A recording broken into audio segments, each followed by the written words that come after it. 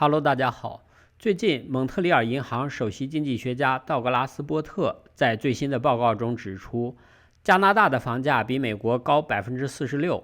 同时，他强调了加拿大住房市场在 GDP 中达到有史以来的最高比重，并试图找出让人信服的理由。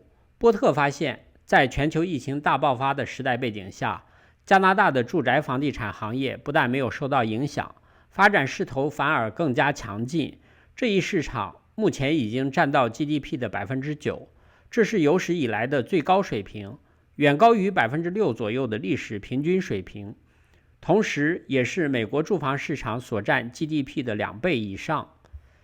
波特认为，房地产在经济中占有如此大的比重，主要原因是在加拿大，人们在住房上的花费比其他地方多得多。考虑到购买力和汇率因素，加拿大的房价比美国高 46%。 这是因为加拿大人比美国人更有钱吗？不是。因为加拿大比美国更宜居吗？也不是。因为加拿大比美国经济更发达吗？更不是。为了找到令人信服的理由，这把蒙特利尔银行首席经济学家波特给愁坏了。他罗列出一切可能造成巨大房价差距的原因，包括加拿大人口增长速度更快，加拿大抵押贷款利率低于美国，以及更多的加拿大人更愿意住在高房价的大城市。但是这些都不足以解释加拿大的房价凭啥比美国高 46%。 后来波特认为，一个重要的原因是长期以来，房地产在加拿大一直被证明是一项成功的投资。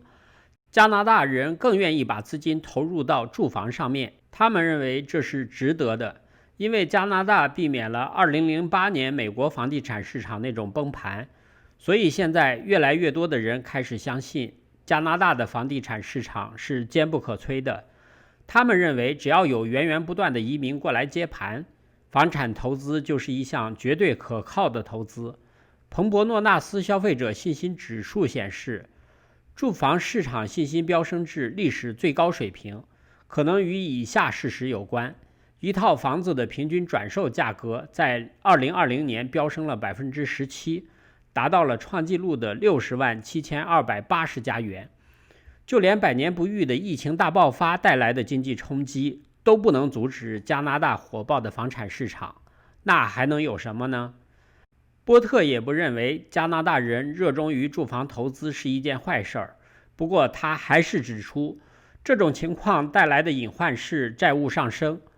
由于房价飙升，加拿大已经成为发达国家中家庭负债最多的国家，超过了日本、美国和英国，位居世界第一。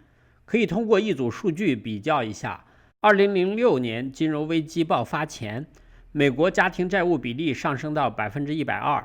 2020年第3季度，加拿大家庭债务比例是 170.7%， 也就是目前的加拿大家庭每拥有100加元可支配收入，就背上了171加元的债务。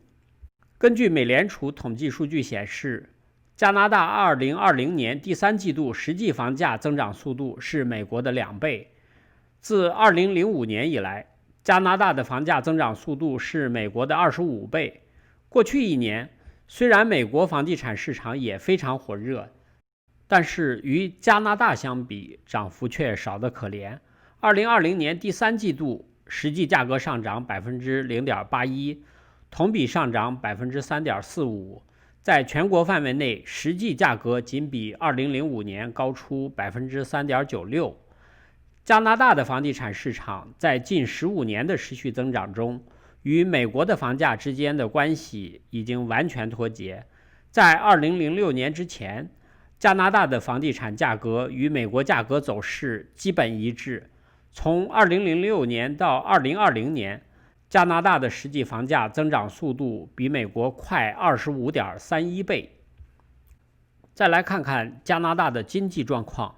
2020年11月，加拿大申请失业救济的人数达到了124万，比前一个月增长 6.7%， 与去年同期相比，这一数字上升了 200.9%， 这是过去23年来的最高纪录。根据2017年的加拿大企业统计报告，加拿大所有雇主企业中，小型企业占 97.9%， 至少雇佣了829万人，占加拿大所有企业员工总数的 70%。 小型企业是加拿大整个劳动力市场的主要就业渠道。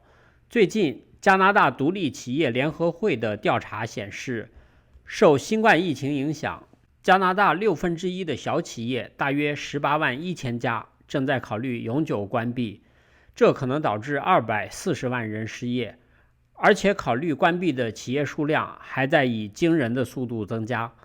当前，大多数人认为加拿大最近的房地产价格飙升还会继续下去，新移民还要为高房价买单。然而，最近加拿大统计局的数据显示，由于高房价，加拿大的年轻人纷纷搬离大城市，短短1年的时间就有87444人搬离多伦多、蒙特利尔和温哥华这3大城市。其实，早在上个世纪90年代初，美国蓬勃发展的经济就吸引了大量的加拿大年轻人。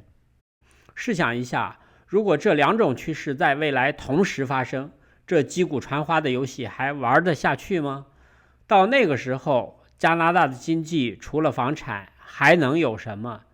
以上就是今天我想给大家分享的内容。